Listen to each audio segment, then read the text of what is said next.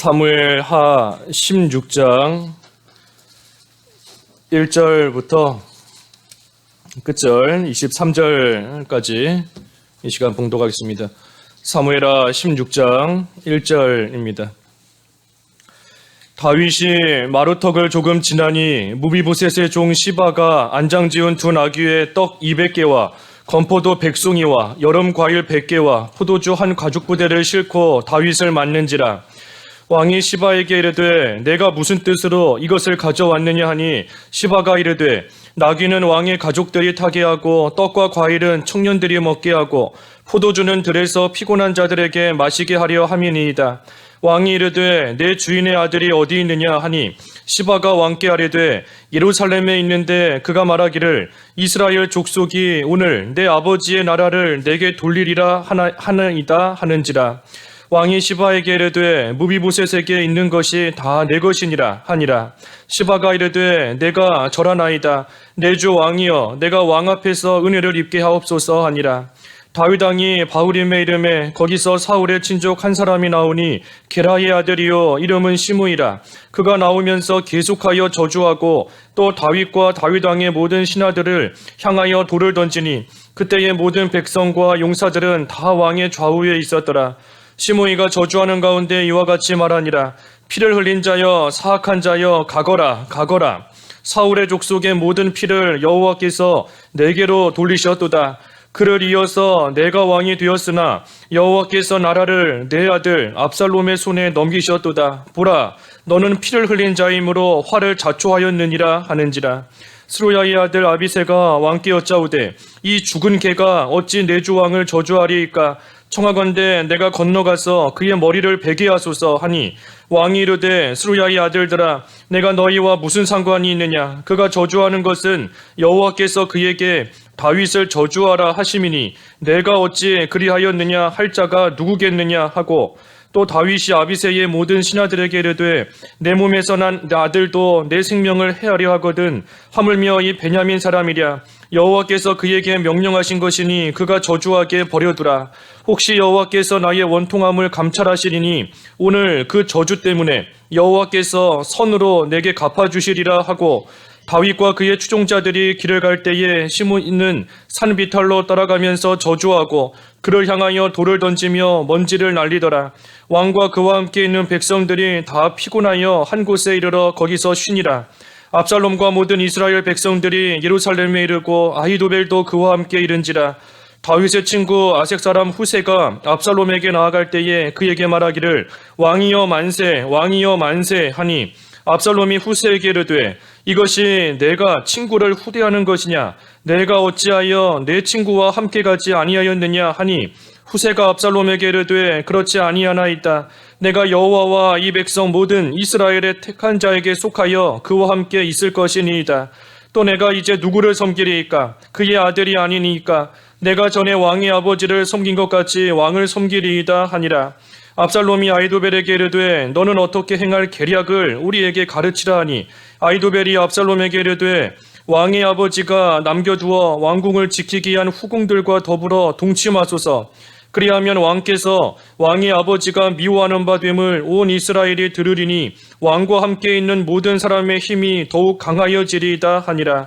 이에 사람들이 압살롬을 위하여 옥상에 장막을 치니 압살롬이 온 이스라엘 무리의 눈앞에서 그 아버지의 후궁들과 더불어 동침하니라. 그때의 아히도벨이 베푸는 계략은 사람이 하나님께 물어서 받은 말씀과 같은 것이라. 아히도벨의 모든 계략은 다윗에게나 압살롬에게나 그와 같이 여겨졌더라.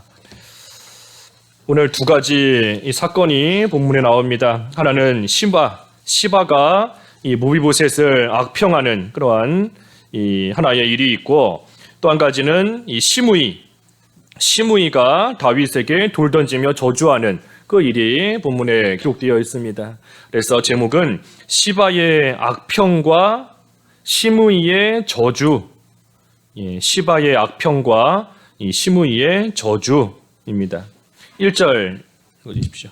1절 다윗이 마루턱을 조금 지나니 무비보셋의 종 시바가 안장 지은 두 나귀에 떡 200개와 건포도 100송이와 여름과일 100개와 포도주 한 가죽 부대를 싣고 다윗을 맞는지라.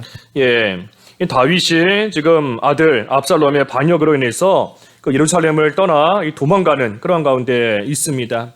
그때의 마루턱을 조금 지났는데 이 시바가 안장지은 두 나귀에 떡 200개, 또 건포도, 여름과일, 포도주 한 가죽 부대 여러 먹을 것을 가지고 와서 다윗을 맞이했습니다.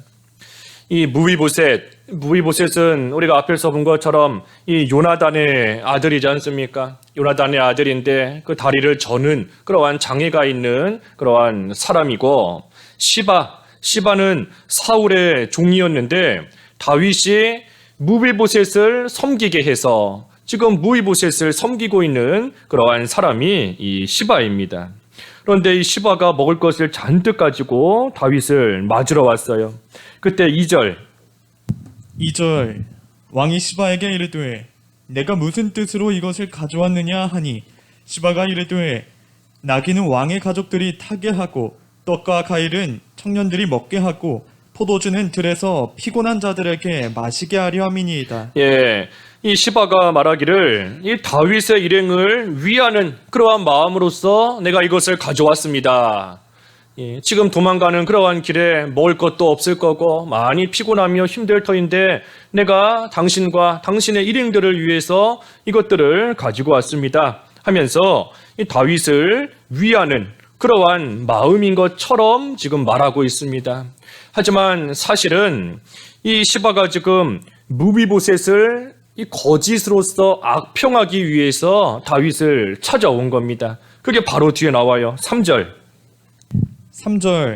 왕이 이르되 내 주인의 아들이 어디 있느냐 하니 시바가 왕께 아뢰되 예루살렘에 있는데 그가 말하기를 이스라엘 족속이 오늘 내 아버지의 나라를 내게 돌리리라 하나이다 하는지라. 예, 이 지금 시바가 말하는 겁니다. 무비보셋이 이스라엘 족속이 오늘 내 아버지의 나라를 내게 돌리리라 하나이다 하고 말한다는 겁니다. 바꿔 말하면 무비보셋이 지금 이스라엘을 자기가 차지하려고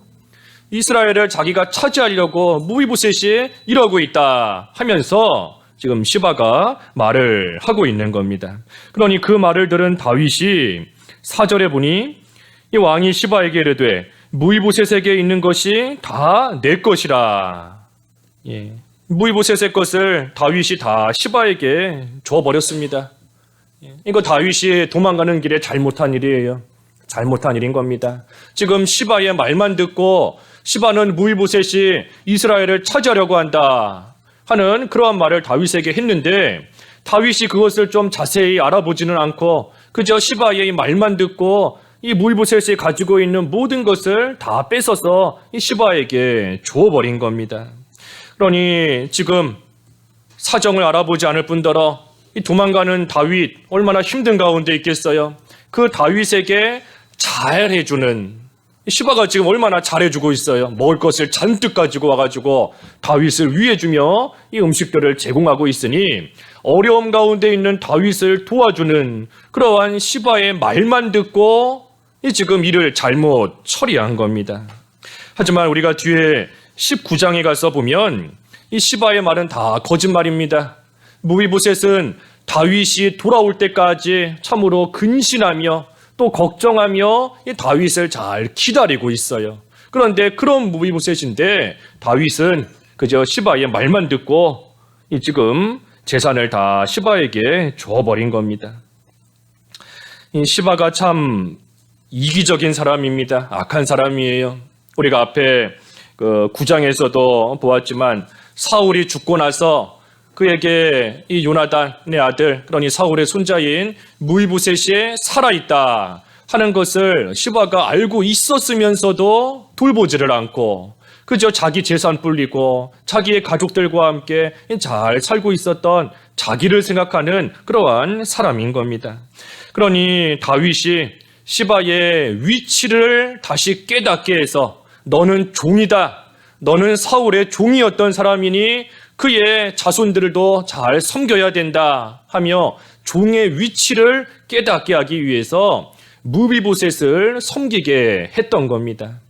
그런데 그러한 시바가 이 참 무이보셋을 섬기는 일이 많이 힘들고 괴로웠던 것 같습니다. 지금까지는 사울이 죽고 나서 자기가 떵떵거리며 살았는데 이제는 한쪽 발을 절뚝거리고 다리가 불편하고 그러한 이 무이보셋을 주인으로 섬기며 또 그 밑에서 종노릇하려고 하니 이 시바가 참 괴롭고 힘들었던 것 같아요. 그러니 이 기회만 노리고 있었던 것인데 마침 다윗이 도망가는 그러한 어려움 가운데 딱 처해 있으니 이 시바가 이때다 싶어서 와서 다윗을 위해주고 아껴주는 것처럼 말을 했지만 사실은 자기 욕심 채우기 위해서 이 거짓말을 한 겁니다. 그러니 참 다윗이 어려움을 겪고 있는 그 시기를 틈타서 다윗의 마음을 얻고 그래서 다윗과 무비보셋 사이를 지금 시바가 이간질시키고 있는 겁니다. 다윗이 무비보셋을 얼마나 아꼈어요. 왕자들과 같이 자기의 상에서 같이 음식을 먹으며 참으로 아꼈던 그러한 무비보셋인데 그러한 무비보셋과 지금은 이제 사이가 멀어지게 된 겁니다. 그러니 시바가 중간에서 그 둘 사이를 이간질시키고 둘 사이를 멀어지게 만든 겁니다. 이 마귀가 하는 일이 딱 이런 겁니다. 마귀가 하는 일이 사람 사이를 이간질시키는 거, 그것이 이 마귀가 해나가는 일이에요. 가까웠던 친구끼리 서로 마음이 틀어지고 서로 사랑하던 자가 한순간에 미운 마음을 가지고 또 시기하는 마음을 가지고 나아가는 거, 이 마귀가 중간에서 이간질시키는 겁니다. 그러한 일이 생기게 되면 결국은 믿는 생활에 큰 손해볼 수밖에 없어요. 다른 사람과 관계가 어긋나고 틀어지게 되면 1차적으로 내가 손해인 것인데 믿는 일에 손해보는 겁니다. 마음속에 미운 사람이 있는데 무슨 기도가 나오겠어요? 하나님의 말씀 순종하려고 해도 그 마음 때문에 잘 되지 않는 겁니다. 그러니 마귀가 사람과 사람 사이를 이간질시키지만 궁극적으로는 나와 하나님 사이를 이간질시키는 겁니다.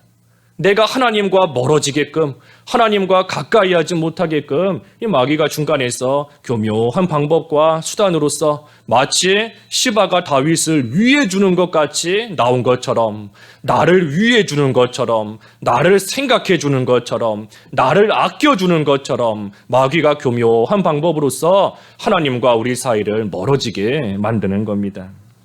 그래서 이 시바가 지금 다윗과 무이보셋의 사이를 이간질시켰어요.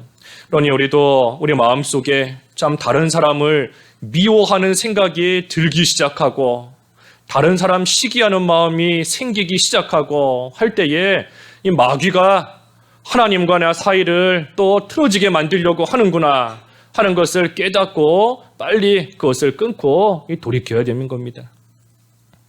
그래서 시바가 이런 일을 했고 다윗이 그때 참으로 바로 행하지를 못했습니다. 시바의 악평을 들었을 때 다윗이 잘못한 겁니다. 반면에 5절부터 보면 이 시므이가 저주하는 일이 또 나옵니다. 5절과 6절에 보면 이 다윗이 바후림에 이르렀을 때 사울의 친족인 이 시므이가 나와서 다윗을 계속해서 저주하고 다윗과 신하들을 향하여 돌을 던졌다 그랬습니다. 이 뭐라고 저주하는가? 7절과 8절에 보니 이렇게 말하는 겁니다. 피를 흘린 자여 사악한 자여 가거라. 사울의 족속의 모든 피를 여호와께서 너에게 돌리셨다. 그를 이어서 너가 왕이 되었지만 여호와께서 그 나라를 너의 아들 압살롬의 손에 넘기셨다. 보라, 너는 피를 흘린 자이기 때문에 화를 자초한 것이다 하면서 지금 이 다윗을 저주하고 있는 겁니다. 여기 시므이가 다윗이 사울의 족속들의 피를 흘렸다. 다시 말해 사울의 족속들을 죽였다 하면서 다윗을 저주하고 있는데 이거는 이 사실이 아닙니다. 다윗이 사울의 무슨 족속이나 사울의 가족들을 죽이지 않았어요. 그런데도 이 사울의 족속들이 죽은 일을 이 시므이는 다윗에게 떠넘기면서 그 다윗에게 책임을 돌리고 원망하며 지금 다윗을 저주하고 있는 겁니다. 그러니 다윗 입장에서는 자기가 하지도 않은 일 때문에 참 억울한 일을 지금 당하고 있는 겁니다. 자기가 무슨 일을 했더라면 시므이가 저주할 때 그래 내가 그렇게 했으니 이런 말을 들을 수 있겠다 하겠지만 이 다윗이 전혀 사울의 족속을 죽인 그러한 일이 없어요. 그런데도 이러한 저주를 듣고 있으니 참으로 억울하고 속상한 일인 겁니다. 시므이 입장에서는 어땠을까? 이 시므이 입장에서는 자기의 친족인 이 사울의 가족이 다 죽고 그리고 다윗이 왕이 되어서 그 자리를 딱 차지하고 있으니 그 속상한 마음이 지금 다윗에게 다 향하고 있는 겁니다. 그 시므이의 속상한 마음이 다윗을 향하고 이 다윗에게 다 쏟아지고 있는 거예요. 이 사람의 보통의 모습이 이와 같은 겁니다. 속상하고 화가 나면 이 원망의 대상을 찾게 되어 있어요. 내가 누구 때문에 이렇게 됐다. 내가 누구 때문에 이런 일 당한다. 속상한 마음, 그 원통한 마음, 분한 마음, 화가 나는 그 모든 것을 쏟아부을 누구에겐가 쏟아부으려고 하는 그 원망의 대상을 찾는 것이 사람의 보통의 모습인 겁니다. 그래서 시므이도 참으로 여러 가지 이유가 있지만 어찌됐든 자기의 이 속상한 마음, 그 마음을 다 지금 다윗에게 쏟아붓고 있는 겁니다. 그러니 9절에 아비새, 이 아비새는 요압의 동생인데 요압의 동생인 아비새가 이 시므이가 저주하는 말을 듣고서는 말하는 겁니다. 이 죽은 개가 어찌 내 주 왕을 저주하리이까? 청하건대 내가 건너가서 그의 머리를 베게 하소서. 아비새가 시므이를 죽이겠다 하는 겁니다. 이자가 다윗 당신을 왕을 저주하고 있으니 내가 가서 그의 머리를 베고 죽이겠다 했습니다. 하지만 10절에 보면 다윗이 이 일을 지금 믿음으로 잘 이겨내고 있습니다.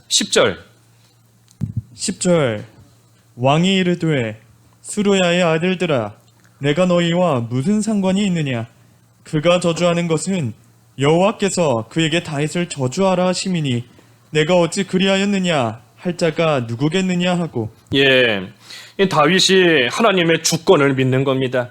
하나님의 주권을 믿어요.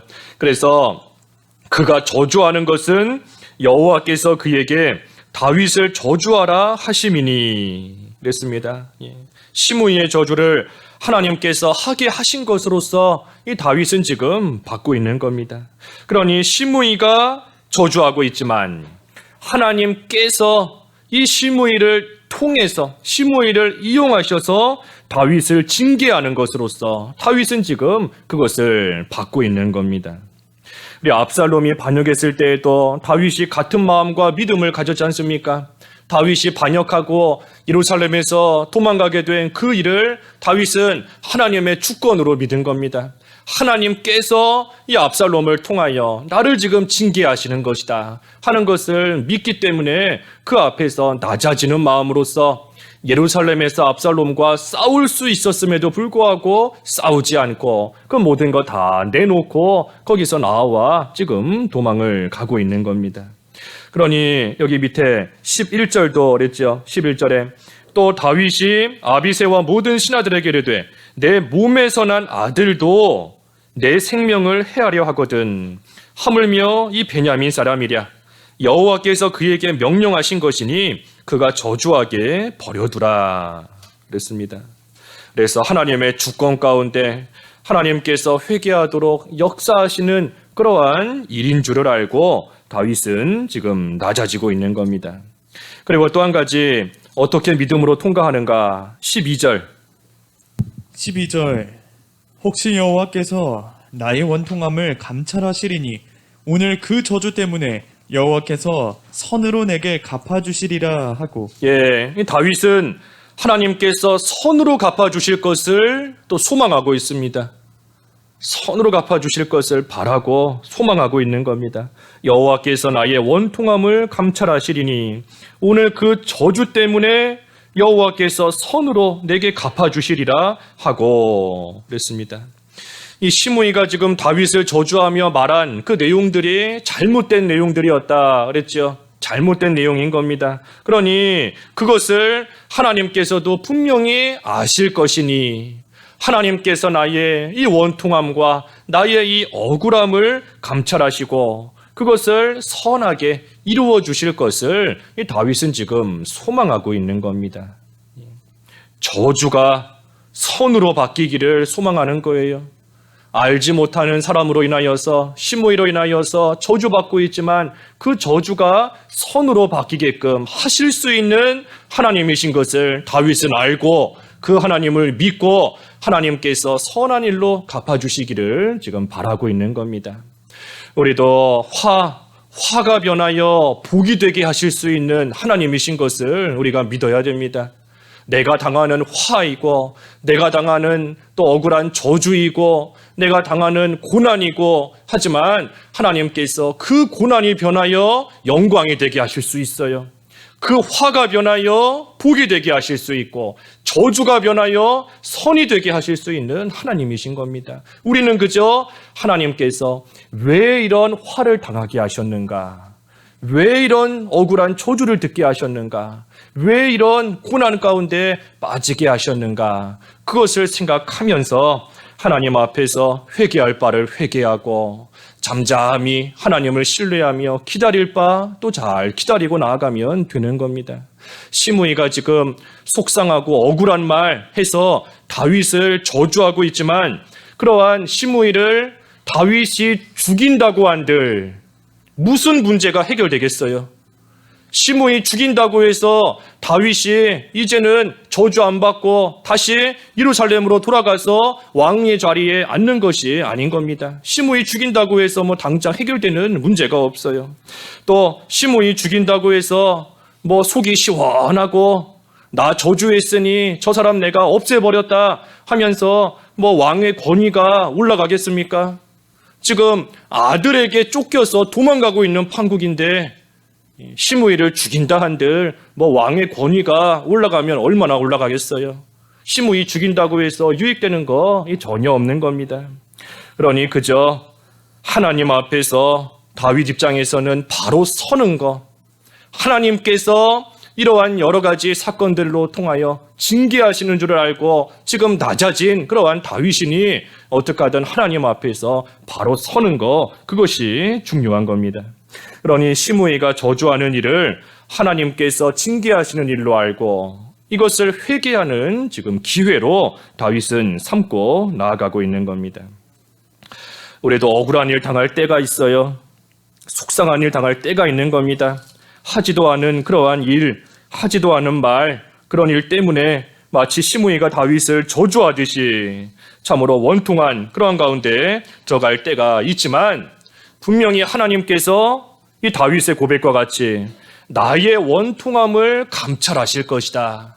하나님이 나의 원통함을 다 아시고 그것을 드러나게 하시는 그러한 때가 있는 줄 알고 그것은 하나님께 맡기고 내가 할 몫은 그저 하나님 앞에서 바로 서는 겁니다. 그러한 일들을 통해서 나 자신을 돌아보고 하나님 앞에서 회개할 바가 있으면 회개하고 바로 서는 거, 그것이 내가 할 일인 겁니다. 내가 할 일. 그래서 하나님 앞에서 바로 서면 모든 게 해결됩니다. 하나님 앞에서 올바른 모습으로 서면 일이 다 끝나고 해결되는 거예요. 오해해서 비난하는 자, 미워하는 자 있다라고 할지라도 내가 하나님 앞에서 바로 서서 내 마음이 평안하기만 하면 된 겁니다. 아무리 옆에서 저주하고 아무리 옆에서 이상한 소리를 하고 억울하게 만든다 할지라도 내가 하나님 앞에 깊이 들어가서 내 마음의 평안을 누리고 있으면 그걸로 된 거예요. 그걸로 된 겁니다. 나의 억울함, 나의 원통함은 하나님 오늘 아침에도 정의의 하나님이시다 그랬지 않습니까? 정의의 하나님, 공의의 하나님, 반드시 선악간에 행한 대로 갚으시고 드러내시는 하나님이시기 때문에 우리가 하나님께 맡기고 나는 그저 평안한 마음 누릴 수 있도록 하나님 안에 들어가는 것이 중요한 겁니다. 밖에서 비바람이 몰아친다, 그게 중요한 게 아니에요. 아무리 비바람이 몰아쳐도 집 안에 들어가 있으면 되는 겁니다. 집 안에 딱 들어가서 앉아있기만 하면 밖에서 태풍이 불든 눈바람이 몰아치든 상관할 거 없어요. 집 안에서 평안하게 따뜻하게 안전하게 있으면 되는 겁니다. 비바람 한 번 지나가면 그걸로 끝이 아니에요. 다음에 또 불어옵니다. 다음에는 더 센 태풍이 불어올 수도 있어요. 하지만 그래도 집 안에 있으면 안전한 것처럼 우리가 이 세상을 살면서 속상한 일 당할 수 있고 하나가 지나가면 또 당할 수 있고 억울한 일 하나가 끝났는데 나중에 또 만날 수 있는 겁니다. 우리에게 중요한 것은 어떻게 하든 하나님 안에 들어가서 평안한 마음을 누리며 하나님 나라를 누릴 수 있도록 살아가는 것. 그 길이 바로 회개하는 것이고 그 길이 바로 잠잠히 하나님을 신뢰하는 겁니다. 그래서 다윗은 지금 시므이가 저주하는 그런 가운데 있지만 이 두 가지 믿음, 하나님의 주권을 믿는 믿음, 이 일도 하나님께로부터 온 것이다. 시므이를 하나님께서 이용하셔서 저주를 통하여 나를 징계하시는 것이다. 하나님의 주권을 믿고 있고 그리고 하나님께서 이 억울한 것을 원통함을 감찰하셔서 선으로 갚아주실 것이다 하는 믿음을 가지고 지금 이 일을 잘 통과하고 있는 겁니다. 그런데 문제는 13절이에요. 13절 다윗과 그의 추종자들이 길을 갈 때에 시므이는 산비탈로 따라가면서 저주하고 그를 향하여 돌을 던지며 먼지를 날리더라. 예, 이 다윗이 지금 이 시므이가 저주하는 이 일을 이 믿음으로 잘 통과하고 있습니다. 믿음으로 통과하고 있어요. 얼마든지 말 한마디면 시므이를 죽일 수 있습니다. 아비새가 내가 건너가서 저 목을 베어버리겠습니다. 그랬으니 다윗이 한마디만 그래라 한마디만 하면 얼마든지 시므이를 죽일 수 있는 그러한 위치에 있지만 그럼에도 다윗이 그와 같이 하지 않고 악을 악으로 갚지 않고 하나님을 믿는 믿음으로써 이 일을 지금 잘 통과하고 있어요. 그러니 얼마나 참 귀하고 좋은 모습입니까? 그런데 시므이의 저주가 그치지 않은 겁니다. 다윗이 믿음으로 통과하지만 시므이가 계속해서 따라오면서 저주하고 그를 향하여 돌을 던지는 그러한 일을 그치지 않고 계속하고 있는 겁니다.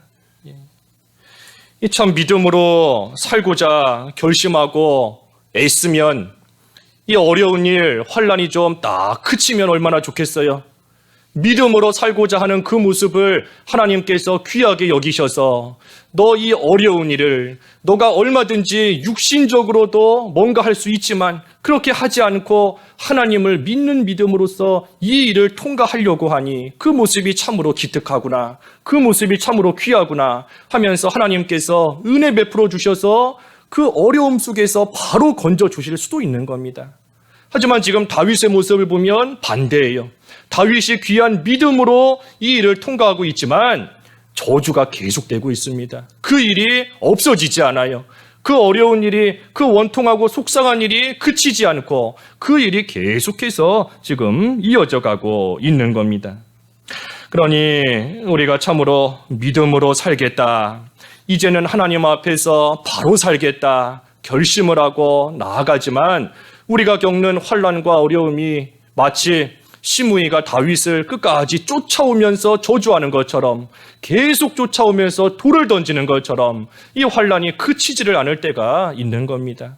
고난이 계속되는 때가 있어요. 원통함이 없어지지 않는 그러한 때가 계속될 때가 있는 겁니다.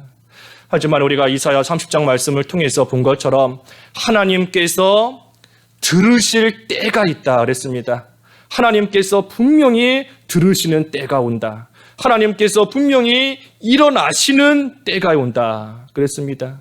그러니 우리가 환난이 계속된다 할지라도 믿음으로 살고 있는 것 같은데 그런데도 어려움이 그치지를 않는다 할지라도 그래도 하나님께서 분명히 일어나시는 때가 있는 줄 알고 당장의 어려움이 없어지지 않는다 해도 계속해서 그 길을 걸어가야 됩니다. 계속 가야 돼요. 다윗이 처음에는 시므이 죽이지 마라 그랬다가 나중에 가서 이 시므이가 돌을 계속 던지고 멈추지 않으니 속에서 화가 나서 내가 참을 만큼 참았다. 이제는 도저히 못 참겠다 하고 나중에 가서는 시므이 죽이지 않았어요. 계속 돌을 던져도 그래도 처음과 마찬가지로 계속해서 믿음으로 계속해서 하나님의 주권을 믿고 계속해서 선을 갚아주실 선을 이루어주실 그 하나님께 소망을 두고 계속해서 그저 자기 갈 길 걸어가는 겁니다. 하지만 육신적으로 볼 때에는 피곤하고 지칩니다. 그 일이 14절에도 그랬죠. 왕과 그와 함께 있는 백성들이 다 피곤하여 한 곳에 이르러 거기서 쉬니라 그랬습니다. 참 시므이가 쫓아오며 돌 던지고 저주하는 일이 계속되니 그 일이 육신적으로는 피곤하고 지치는 그러한 일이 될 수밖에 없어요. 우리도 이 환란이 계속 이어질 때 우리 육신적으로는 참 힘이 듭니다. 힘이 들어요. 코로나가 참 언제 끝날까 했지만 금년 한 해 다 지나가는 이 시점이 됐을 때에도 끝날 기미가 보이지 않고 오히려 더 확산되고 있고 육신적으로는 지치고 힘이 드는 겁니다. 하지만 그래도 우리가 할 일은 다윗과 같이 이 믿음을 가지고 이 길을 계속 걸어가는 겁니다. 계속해서 하나님께서 이 저주를 선으로 바꿔주실 것을 소망하면서 지금은 저주 가운데 있는 것 같지만 하나님께서 분명히 일어나시는 때가 되면 우리를 긍휼히 여기신다 그랬으니 반드시 선으로 하나님께서 바꿔주실 그 소망을 가지고 하나님의 주권을 믿고 이러한 질병도 다 하나님의 주권 가운데 우리에게 임한 것이다. 그 주권을 믿는 믿음으로써 계속 걸어가야 돼요. 계속해서. 하나님께서 믿음으로 그 길을 가는지 우리를 시험하시는 겁니다. 왜 믿음으로 살아가는데 환란이 그치지 않는가? 하나님이 우리를 시험하시는 거예요. 그 신명기 8장에 보면 광야길을 가는 이스라엘을 가리켜 하나님께서 그들을 낮추고 시험하사 그랬지 않습니까? 그들을 낮추고 시험하사 그 마음속에 뭐가 있는지 하나님께서 아시려고 한 겁니다. 신명기 한번 읽어봐 주시죠. 8장 16절 16절 내 조상들도 알지 못하던 만나를 광야에서 내게 먹이셨나니 이는 다 너를 낮추시며 너를 시험하사 마침내 내게 복을 주려 하심이었느니라. 낮추며 시험하사 마침내 복을 주시려고 하신 것이다. 그 2절에도 보면 2절 하반절에 너를 낮추시며 시험하사 내 마음이 어떠한지 그 명령을 지키는지 지키지 않는지 알려 하심이라 그랬습니다. 하나님이 시험해 보시는 거예요. 이 광야길을 가는 동안 어려움을 만났지만 하나님께서 편안하게 인도해 주시니 그래서 하나님을 따라온 건지 아니면 환란이 계속되고 고난이 계속 이어지지만 그래도 하나님의 인도를 잘 따라가는지 하나님께서 시험해 보셔서 하나님 앞에서 인정받을 만한 믿음이 있으면 마침내 하나님께서 복 주시기 위해 시험하시는 겁니다. 그러니 지금 이 다윗이 믿음으로 나아갈 때 시므이가 멈추지 않고 계속해서 저주하는 일도 다윗에게는 하나의 시험거리인 겁니다. 하나의 시험이에요. 과연 내가 끝까지 믿음으로 이 일을 통과할 수 있는지 아니면 그저 조금 믿음으로 사는 것 같았다가 계속되는 환란 가운데 결국은 넘어질 만큼의 믿음을 갖고 있지 않은지 그 정도만큼의 믿음밖에 되지 않는지 지금 이것도 하나의 시험거리인 겁니다. 그러니 우리도 환란이 계속된다 할지라도 하나님께서 우리를 한편으로는 시험하시는 줄 알아야 돼요. 시험하시는 줄. 내 믿음이 어느 정도인가. 우리가 학교에서 시험 치르는 것도 그 실력을 보기 위해서 시험 치르는 거지 않습니까? 평소에는 공부 잘하는 학생인 것 같았는데 시험 보니까 낙제인 거예요. 사실은 실력이 없었던 겁니다. 평소에는 실력이 없어 보이는 공부 못하는 학생인 줄 알았는데 시험 치러 보니까 알고 보니 우등생인 겁니다. 시험을 통해서 그 실력이 나타나는 거예요. 그래서 시험 잘 보면 우등생이 되면 상 주지 않습니까? 상 받는 겁니다. 하나님께서 우리를 시험하시는 겁니다. 계속되는 환란을 통해 계속되는 이 고난을 통해 우리의 믿음의 실력이 어느 정도인지 하나님께서 우리를 시험하셔서 하나님께 인정받을 만한 그러한 믿음의 실력을 갖추고 있으면 하나님께서 마침내는 복을 주시려고 마침내는 상을 주시려고 우리를 시험하시는 줄 알아야 돼요. 그러니 우리가 이 계속되는 환란 가운데 믿음을 가지고 이 시기를 잘 끝까지 걸어가야 될 뿐 아니라 또 한편으로는 하나님의 시험에 합격해야 됩니다. 하나님의 시험에 합격해야 돼요.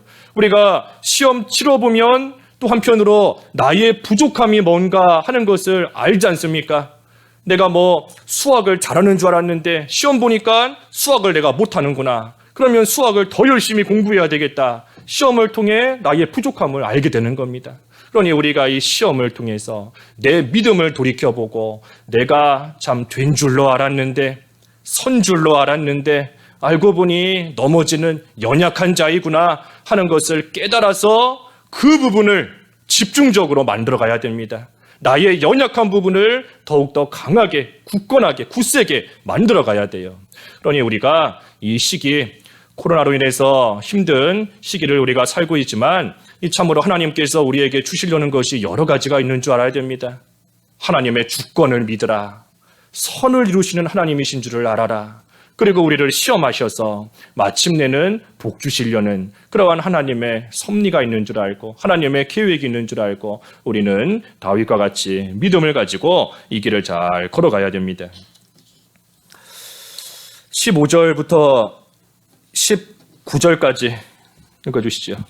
15절 압살롬과 모든 이스라엘 백성들이 예루살렘에 이르고 아히도벨도 그와 함께 이른지라. 다윗의 친구 아렉 사람 후세가 압살롬에게 나갈 때에 그에게 말하기를 왕이여 만세 왕이여 만세 하니 압살롬이 후세에게 이르되 이것이 내가 친구를 후대하는 것이냐 내가 어찌하여 내 친구와 함께 가지 아니하였느냐 하니 후세가 압살롬에게 이르되 그렇지 아니하니이다. 내가 여호와와 이 백성 모든 이스라엘의 택한 자에게 속하여 그와 함께 있을 것이니이다. 또 내가 이제 누구를 섬기리이까? 그의 아들이 아니니까 내가 전에 왕의 아버지를 섬긴 것 같이 왕을 섬기리이다 하니라. 예, 우리가 지난 시간에 보았지만 이 후세가 다윗이 지금 명령한 대로 압살롬에게 가서 충성하는 것처럼 지금 말하고 있습니다. 이 다윗이 후세에게 명령하고 부탁했지 않습니까? 가서 예루살렘에 머물러서 압살롬에게 잘 충성하는 것 같이 그렇게 해서 거기서 무슨 일이 일어나는지 나에게 알리라 하고 이 후세에게 부탁하며 또 한편으로 명령했는데 그대로 지금 후세가 한 겁니다. 그래서 압살롬에게 가서 왕이여 만세 왕이여 만세 하면서 충성하는 모습을 보이니 17절에 압살롬이 후세에게 묻는 겁니다. 이것이 너가 친구를 후대하는 것이냐? 예. 지금 이 말은 너가 다윗의 친구로서 너가 다윗의 친구인데 왜 다윗을 따라가지 않았느냐 하면서 이 묻는 겁니다. 그러니 후세가 그렇지 않다. 내가 이 당신의 아버지를 섬긴 것 같이 이제는 당신을 왕으로서 잘 섬기겠다 하면서 충성하는 모습을 지금 보이고 있는 겁니다. 20절과 21절 20절 압살롬이 아히도벨에게 이르되 너는 어떻게 행할 계략을 우리에게 가르치라 하니 아히도벨이 압살롬에게 이르되 왕의 아버지가 남겨두어 왕궁을 지키게 한 후궁들과 더불어 동침하소서. 그리하면 왕께서 왕의 아버지가 미워하는 바 됨을 온 이스라엘이 들으리니 왕과 함께 있는 모든 사람의 힘이 더욱 강하여지리이다 하니라. 예, 이 아히도벨이 참 악한 그러한 계략을 지금 꾸민 겁니다. 다윗의 후궁들과 더불어 동침하라. 그러면 왕께서 왕의 아버지가 미워하는 바 됨을 온 이스라엘이 들을 것이니 왕과 함께 있는 모든 사람의 힘이 더욱 강하여지리라 그랬습니다. 쉽게 말하면 이 압살롬이 다윗의 후궁들과 함께 동침하면 이 압살롬은 다윗에게 미움을 받는 그러한 자가 이제 되는 겁니다.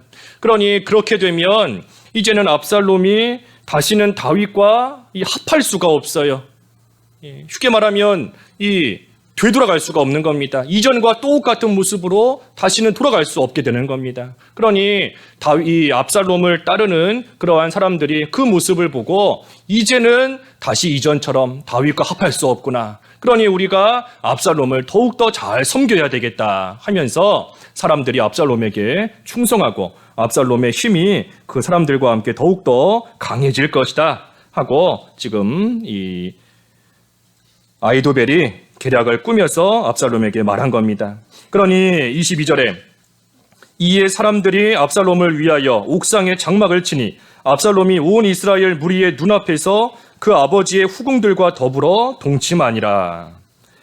그래서 압살롬이 온 이스라엘의 그 무리의 눈앞에서 온 이스라엘이 보는 앞에서 그 다윗의 후궁들과 더불어 동침했다 그랬습니다. 이 참으로 악하고 또 되지 못한 그러한 모습이지만 우리 앞에 12장에서 본 것처럼 이 나단 선지자를 통하여 예언한 말씀이 그대로 이루어진 겁니다. 나단 선지자를 통해서 하나님께서 예언하셨지 않습니까? 그 12장 11절에 보면 너는 은밀한 가운데 행하였지만 나는 모든 사람의 눈앞에서 이 일을 행할 것이다. 하나님께서 예언하신 그대로 지금 다윗의 후궁들이 무리의 눈앞에서 압살롬과 더불어 동침하는 이러한 일이 일어나게 된 겁니다. 그러니 하나님의 예언이 이루어진 것이다. 우리가 무슨 일을 당했을 때 참 성경 말씀에 비추어서 생각을 해봐야 됩니다.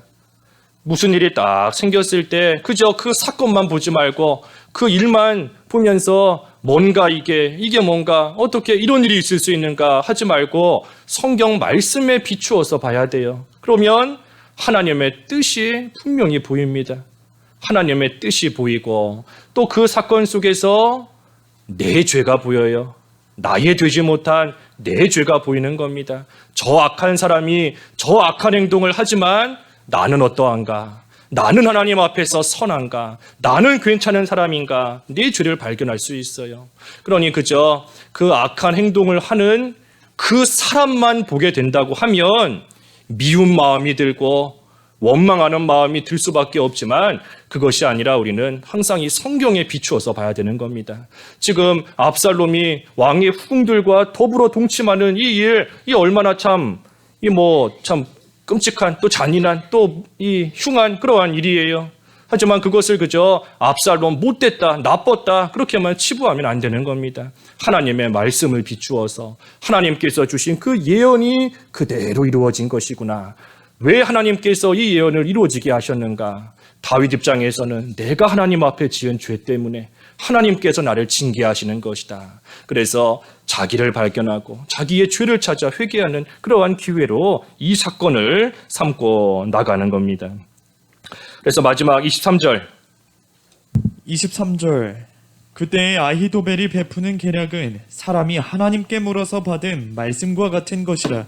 아히도벨의 모든 계략은 다윗에게나 압살롬에게나 그와 같이 여겨졌더라. 이 아히도벨 사실 참 대단한 사람인 겁니다. 얼마나 지혜로운 사람인지 그가 베푸는 계략은 사람이 하나님께 물어서 받은 말씀과 같다. 누구 한 사람만 그렇게 생각하는 것이 아니라 다윗도 그렇게 생각하고 있고 압살롬에게도 그와 같이 여겨졌다. 이 많은 사람들이 아히도벨을 참으로 지혜로운 사람으로 대단한 사람으로 여기고 있는데 이처럼 뛰어난 사람이 이렇게 지혜롭고 능력을 가진 이러한 사람이 하나님이 주신 그 지혜와 능력을 죄 짓는 데 사용하고 있으니 이것이 참으로 안타까운 겁니다. 하나님께서 주신 이 뛰어난 지혜 이것을 가지고 다윗을 잘 돕고 하나님의 일에 협력하고 나아갔다면 하나님의 일이 더 잘 이루어졌을 터인데 그렇지 않고 죄 짓는 데다가 이 지혜를 사용하고 죄 짓는 데다가 이 악한 또 일에 능력을 쓰고 하고 나아가니 그 죄와 그 악이 더 커질 수밖에 없고 참으로 안타까운 그러한 일일 수밖에 없는 겁니다. 그래서 오늘 이 두 가지 사건을 다윗이 겪었습니다. 하나는 시바가 악평하는 그러한 일을 겪었는데 그때의 다윗이 잘못했다 그랬어요. 잘못했다. 시바의 악평만 듣고 무비보셋의 재산을 다 시바에게 넘겨준 거 이것은 다윗이 참으로 잘못한 그러한 일인 겁니다. 하지만 반면에 잘한 일은 시므이가 저주했지만 그 일을 믿음으로써 잘 통과한 거 그것은 다윗이 잘한 일인 겁니다. 이 두 사건이 무슨 몇 년의 무슨 기간을 두고 벌어진 일이 아닙니다. 다윗이 도망가는 길에 얼마 되지 않아서 일어난 사건이고 다윗 한 사람에게 일어난 일들이에요. 똑같은 다윗 한 사람이 하나의 사건은 잘 처리했고 하나의 사건은 잘못한 겁니다. 그러니 우리가 이것을 볼 때 이 사람은 완벽할 수가 없어요. 어떤 일은 잘하고 어떤 일은 믿음으로 한다. 하지만 반면에 어떤 일은 잘 못하고 어떤 일은 믿음을 쓰지 못하는 그러한 모습이 나올 수밖에 없는 겁니다.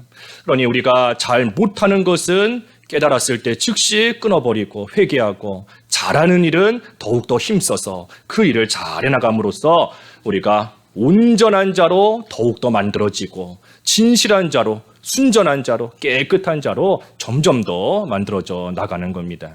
그래서 오늘 이 사건을 우리가 잘 생각하며 하나님 앞에서 합당한 모습으로 특별히 믿음으로 모든 것을 끝까지 통과하는 저희들 되어야 되겠습니다. 말씀 생각하시면서 각자 기도하시죠. 예, 기도하겠습니다. 하나님 아버지, 다윗이 도망가는 길에 참으로 시바의 일은 잘못 행하였지만 시므이가 저주하는 그 일을 당했을 때에는 하나님의 주권을 믿고 하나님께서 저주를 선으로 바꿔주실 것을 소망하는 믿음으로써 끝까지 나아갔을 때에 참으로 그 귀한 모습이 저희들에게 본이 되게 하심을 감사합니다. 하나님, 저희들도 하나님의 주권을 믿는 믿음으로 하나님께서 선으로 갚으실 것을 믿는 믿음으로 어려운 시기를 당했을지라도 끝까지 계속해서 걸어나갈 수 있는 저희들의 삶이 되어서 하나님 앞에 옳다 인정을 받고 저희들 또한 이 세상 살아가는 동안 점점 더 합당한 자로 만들어져 나아가는 귀한 삶을 살게 하여 주시옵소서. 예수님의 이름으로 기도하옵나이다. 아멘.